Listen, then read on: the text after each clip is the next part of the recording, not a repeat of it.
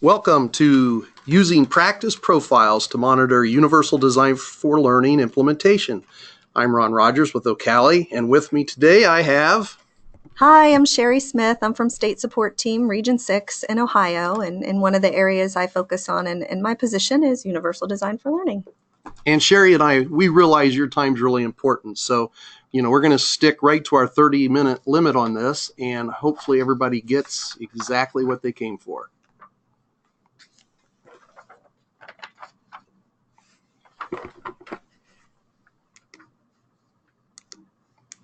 What's this? Well, we're trying to get the slide to move, so give us a second here and we'll get it to... There we go. Okay, so if you're using the tools, here's what we'd like to ask you to do. If there's a situation where if we ask if you'd like to use your microphone, then we'd ask you to raise your hand. So if you would, maybe look and make sure you know where that button's at in case we ask for it. And then there's a mute place. You probably won't need that area.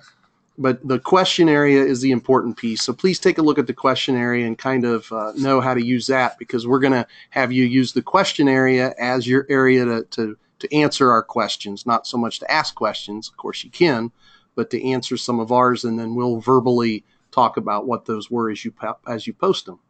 So with that said, we'll go to the next one.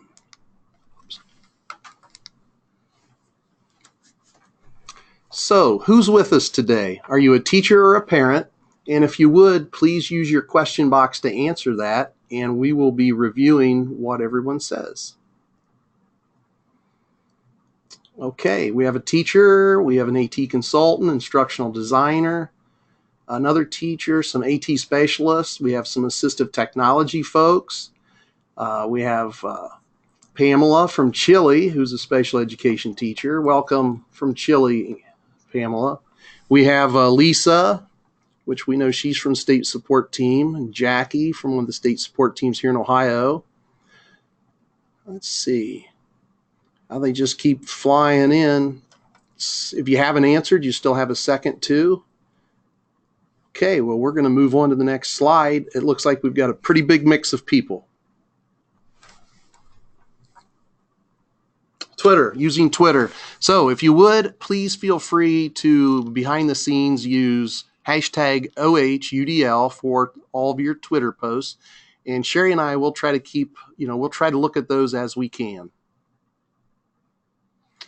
The I can statements today are as follows.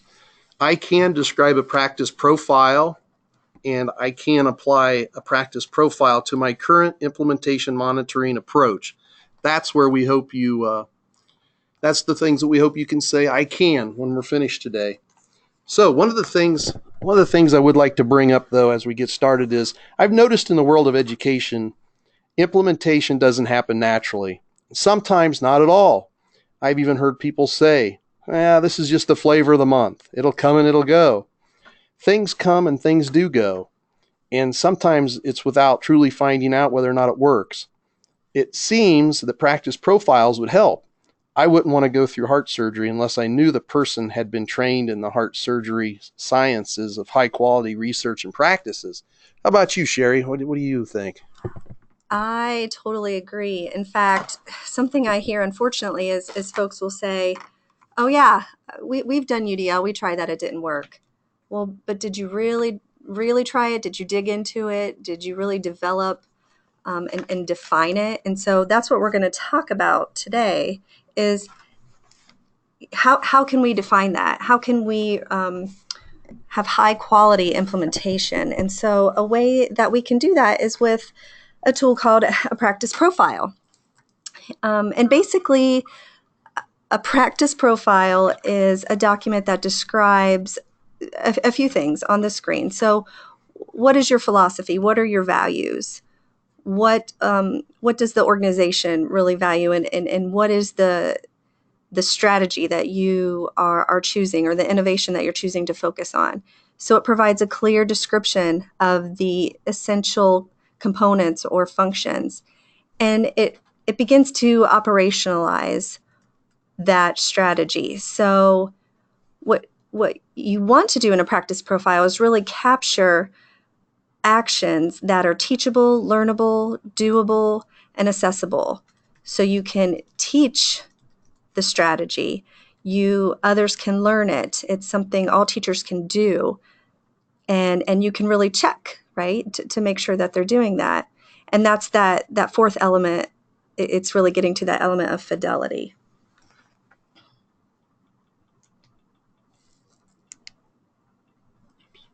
It's okay.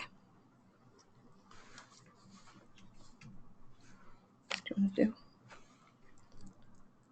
Okay, so go ahead, Ron. Did you want to do the why? Yeah, so the why. Why did you attend this webinar? If you would, in the question box on the GoToMeeting, type in your why. Why did you attend the webinar today?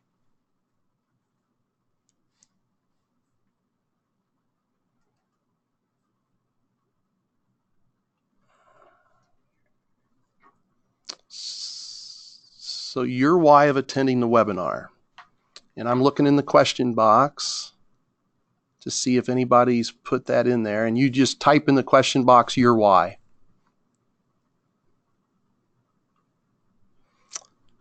Oh, they're starting to roll in now. Thank you. So, for example, how to help support teachers who want to start implementing UDL. To learn more about this whole implementation idea. Gain strategies for making online courses more accessible to a wide variety of learners. Expand implementation district-wide. Support schools in Ohio to use UDL, since I think it's a great thing. To learn more about UDL and how to get administrators to buy in. Oh my goodness, we've got so many people here. It's how to learn better implementation strategies in the school. More about UDL implementation. Gathering as much information as I can. A state agency developing practice profiles and how we need high quality ones for UDL. That goes beyond just clarifying each of the guidelines. There's more to it than that. Well, we've got lots here, Sherry. Wow. Yeah, we do. And I was curious to see what some of those responses, would be. Do people want to know more about practice profiles in UDL? Are they interested in monitoring? So thank you for that feedback. Some of you had mentioned best practices or really using the research. And so when you're talking about practice profiles, that's exactly what you do. You use the best available research. You look at the competencies linked with that innovation or with that strategy. And you really take into account what works from practitioners. So the 5 steps needed to create it are listed on the screen. The semi-structured interview, so really gathering that information from the field, systematic scoping reviews, document reviews, vetting and consensus building, and usability testing. But if you have any type of leadership teams, district level teams, building level teams, TBTs, we call them in Ohio, you're already doing some of this. You're really identifying a strategy, you're researching the strategy, and you're kind of testing it to see what works. So practice profiles fit really nicely into that structure.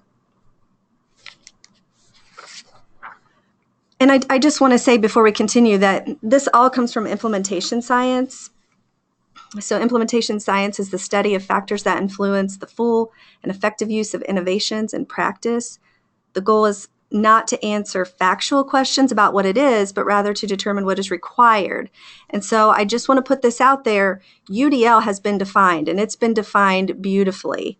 There's lots of research and there's lots of resources describing what UDL is. Today, we're really going to talk about what is required for successful UDL implementation. So what are the practitioners going to do when they're implementing the guidelines, for example, the UDL guidelines? And Ron had an analogy around the medical field. Was it a surgeon? Yeah, heart surgeon. A heart surgeon. So it's important to notice too that, or to know also that implementation science isn't just in education. The medical field is really embracing it as well. They want to make sure that they are really implementing new innovations with fidelity, right? Because really in that field, it's a matter of life or death. Yeah. Go ahead. Yeah, if you have high cholesterol, you start thinking about that early in life. Okay, so let's jump to a poll. I'm going to launch the poll, and it's going to be asking, are you using implementation science presently? And if you would answer the question, that would be great. And then if you would hit submit, that would even be better. And then we will show here in a minute just exactly where everybody's at. And so far, 68% have voted. We know that some people may be driving in their car, so they may not be able to vote, although they are on with us, which also explains the reason that Sherry and I will sometimes read the slides, because we don't want our drivers out there trying to read slides as we're doing this presentation. So a lot of times we will say what's on the slide as well as add to that slide. Okay, looks like 68% have voted, and that is about all that's going to vote. So we're going to close the poll and show it. And here's the results. Are you using implementation science presently? 42% says yes, they are. 42% says no, they're not.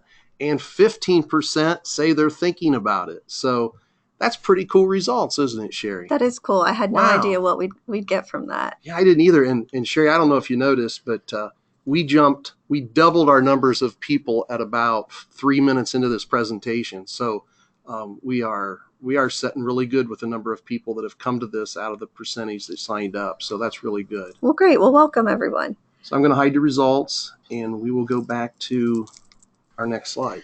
Okay, so let's really get into, what is a practice profile? What is this tool that's supposed to help us with monitoring implementation? And first, in UDL fashion, we're going to start with an analogy. So this practice profile, as we defined it, is really a description of what practices need to be implemented to give us the best chocolate chip cookie ever. So maybe this is a practice profile for a bakery somewhere.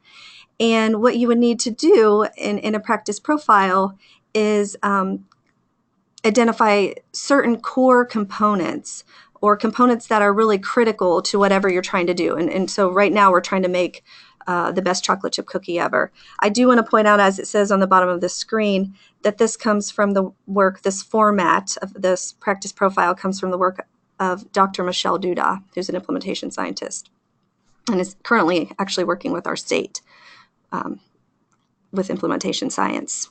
So the first column, as many of you can see, is the critical component. So this is, the first one is math literacy. And then the next column is the contribution that component has to the outcome. So a description of why is it important. So why do people who are making cookies need to know about math literacy? And really that's because we want them to understand the units of measurement, and we want them to be able to convert the ingredients to larger amounts. So you have the critical component, you have the why statement, and then the next part is the rubric-like component of the practice profile. And this could look a few different ways. This particular one has a column for ideal expected implementation, an acceptable variation of that implementation, a beginning or another acceptable variation, acknowledging that you're on your way but you're not to ideal, and then also an unacceptable or harmful variation. So just like in education, when you're making a cookie, there are things that are going to be really harmful to that practice. So for example, in ideal implementation, you want to be able to know the difference between measuring a dry ingredient and measuring a liquid.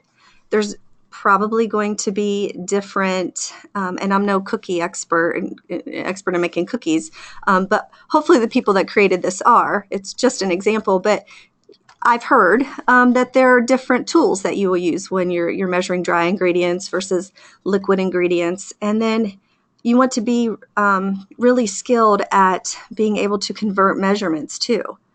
So all of that is defined in the ideal column. In the acceptable variation, which is the next column, maybe you're using the same cup or spoon to measure the liquid measurements. So you're measuring them, but it's not quite the way we want you to do it. You're not quite there. Another variation in the beginning column you could see is you're attempting to, when you're talking about converting measurement, you're attempting to increase or decrease the ingredients, but there's not a systematic way to do it. So what would be harmful then is to guess, right? To guess at the amount of ingredients, not to refer to the recipe, guessing how long you would cook them and what temperature. If you've ever made cookies, you don't want to just be guessing because you're going to end up with a mess, right? So it is important to also point out what it is not. And that's essentially what this section does. What it is, and then what it isn't. And the next column really identifies, so what are some key skills? What knowledge or abilities are needed to make this happen? You know, maybe at this cookie factory, they want everybody to really know how to measure ingredients. And they want them to go through the 101 certification on measurements and conversions. So those are all going to be key skills that are needed to make this happen, this component. And then, you know, there's a driver analysis part 2, which we won't get into today, but what training is needed? I kind of mentioned the certification. You know, do we want to select people to work at our factory who already have these skills? Are we going to set up training to make sure that they are, they're learning as they go along? Are we going to have coaches? How is our organization going to support this critical component? And finally, areas of impact. So how do we know when we've got it? Well, we would want our practitioners making the cookies to be using the correct tools, using the correct measurements. And, you know, maybe we just want to have a taste test and we want our cookie to taste really good. So there's a question, should all 3 behaviors in ideal be referenced in each of the other variations? Thank you. That's a good example. So typically you will see that. This isn't a really complete example. There's just kind of enough ideas in here to kind of get you thinking, but this example isn't fully developed. And there are other critical components in making a chocolate chip cookie. You know, maybe there's problem solving, maybe there's quality control where you would want to do that taste test. There's communication among the people that work at the bakery. So this is just the beginnings of what a practice profile could look like if you're trying to create the best chocolate chip cookie. So hopefully that answered your question. Okay, so moving this into UDL, we're going to look at the idea of the expert learner. And CAST has done a really good job of describing what the expert learner is. We want students to be expert learners. We want them to be resourceful and knowledgeable. We want them to be strategic and goal-directed. We want them to be purposeful and motivated. So if I wanted this to be my strategy for my district, per se, I would want to include some of this as my critical components. And some of these can go together. So we're going to take a look at formulate plans for learning. Some of what's bulleted here you can see sort of fits into formulate plans for learning. Now, when working in the past, as I've been working with teachers and districts, and they're trying to create a practice profile, it never fails. What they always want to go to first is describe what the students are going to do. And as you've seen in the last example, it's really about the practitioner. You're really defining adult actions when you're trying to monitor implementation. But sometimes it can be helpful to define what it's going to look like for the student. So I say embrace it. You know, if it helps to do this, go ahead. And if you have the handout, you can see that the top is about the student and the bottom is about the teacher. So we want students to formulate plans. Well, why is that important? A student needs to know how to create a plan to continue to learn when there is no teacher involved in any setting. So they can be lifelong learners. They can take this with them after they graduate and they've become expert learners, and they can apply it into their chosen profession, into their life. So that's what this example shows. Just some ideas in the ideal column as to what it would look like for the student, what might be harmful. So for example, it might be harmful that someone else is setting the goal for the student. Now, I think you can provide scaffolding for the student, but to never let the student take ownership of that is not facilitating an expert learner. And in some situations, it's against the law. For example, predetermination, in terms of like a transition goal. You can't tell a student what they're going to be in their future, or only give them limited options. That's against the law, right? You have to let them decide. It's about them and their goals in life.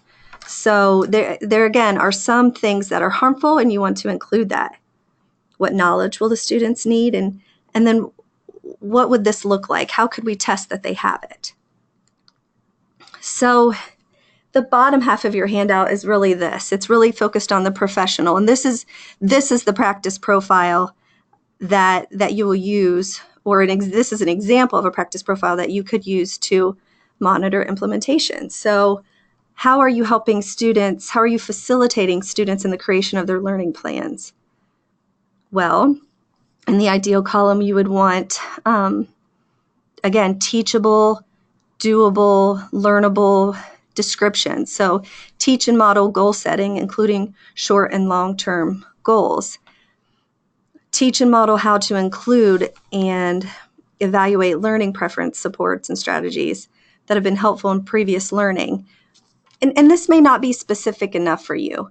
Maybe this is something that is, for example, a building definition or a district definition. But you need to, as a teacher, maybe take it one step further and make it relevant to your setting. So in the handout, there's a second page where you can apply this to maybe your teacher team. Maybe you're as a group of teachers, your English teachers, and you can say, okay, what is this going to look like in an English classroom?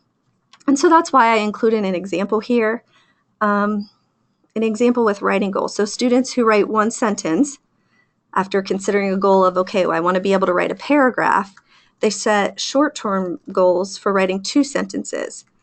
And the teacher prompts them, well, how do you think you're going to get to your goals? Well, I want to utilize the editing strategy that you taught us, the COP strategy, and the finger space technique. Some teachers, some schools use the spaghetti versus the meatball space, the spaghetti between the words, or the letters in the word, and the meatball space between the words. So you can be specific about what that is going to look like in your classroom when you're applying this. Now, you may notice that this probably isn't something you're going to jump in and do right away, because if you haven't taught students to self-assess, to set goals, and to think about what strategies are going to help them reach their goal, it might be hard to jump right in and do a formal, or to help them formulate a learning plan.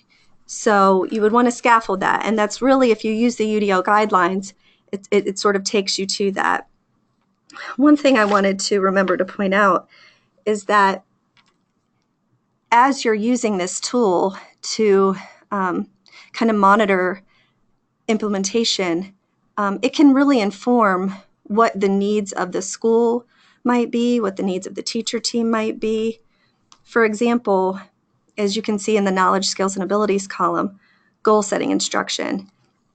You might find that when you try to do this, you need to take a step back and maybe take a deeper look at, well, how do we instruct students on setting goals? If they're not getting it, that might be why. Another thing to consider is all students can be expert learners, even low incidence students. So this is for gifted students, this is for students with disabilities, this is for even low incidence students. I remember the first time I shared this with teachers, I had one teacher say, well, I could see this for my advanced class, for my gifted students, but not most of my students aren't going to be here. They're not going to be able to do this. And I really want to push you to think that all means all. All students can be expert learners, and so all students should be able to do this. It just might take a little bit more scaffolding, a little bit more support, and it's going to look differently. It's going to look different for different students. So how do we use this tool to monitor implementation? Well, you'd want to do some sort of checks in the classroom, and this could be teachers observing other teachers. It could be coaches observing teachers, administrators observing teachers in a non-evaluative way, because this is a check on implementation. So do you see the behaviors that are included in your practice profile in the classroom? Is there evidence that these practices are happening? And if not, can you really say that you've tried it and that it didn't work? Right? I mean, you really have to do that check. Are we really implementing with fidelity? Is your system supporting the implementation? So these are additional questions you could ask yourself. So are the desired actions, skills, knowledge, and abilities mentioned when you're hiring, interviewing, and recruiting new staff members? So one district I'm working with, they've included for their district practice profile and the key knowledge, skills, and abilities, the UDL guidelines. They want everybody in the district to be trained in the UDL guidelines. And so then taking it that next step further, is this something you want to put into your interview process when you're selecting teachers? Are you offering professional learning opportunities that align with what's detailed in your practice profile? A lot of times your practice profile will help inform what your learning opportunities might need to be. When I'm in the classroom, I see we're struggling in this area. So then you need to support that with PD. Are teachers receiving ongoing job-embedded support and coaching? And this can happen in teacher teams. Every week, are we talking about the profile? Are we collaborating together? Are we working on it? And then your data check. What data do we have to suggest that this implementation, the implementation of UDL is working? And are there internal and external supports that we may need to consider?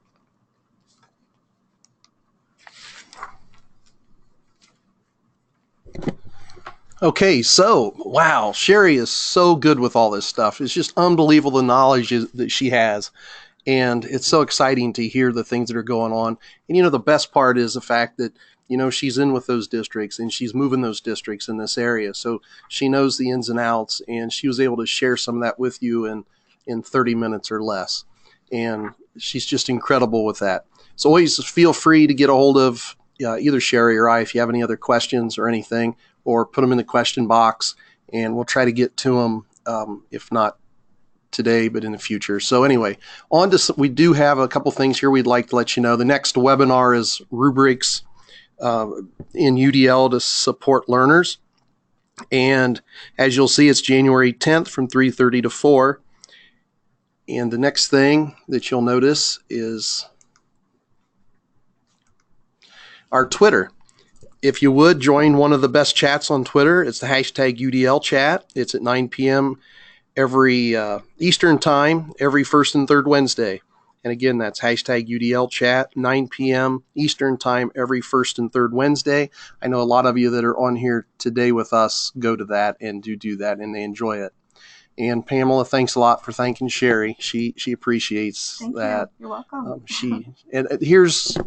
I'll let Sherry talk about this one. Okay, so I guess one final quick advertisement we wanted to share is the Universal Design for Learning Implementation and Research Network International Summit is happening in April in Orlando, Florida, and I will be there. I chair a special interest group for UDL implementation, so I will be there presenting on practice profiles. We're currently working on a practice profile to share, and this is international. There are people from all over working on this practice profile. So if you're interested in more, sign up for the summit, and hopefully we'll see you there in Florida.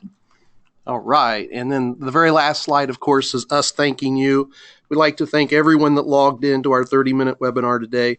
We hope you walked away with more knowledge and important points to reflect on from this. And we know your time's precious. We want to make every minute worth your time. So be sure to download the handouts. And thanks a lot for joining us. We appreciate you.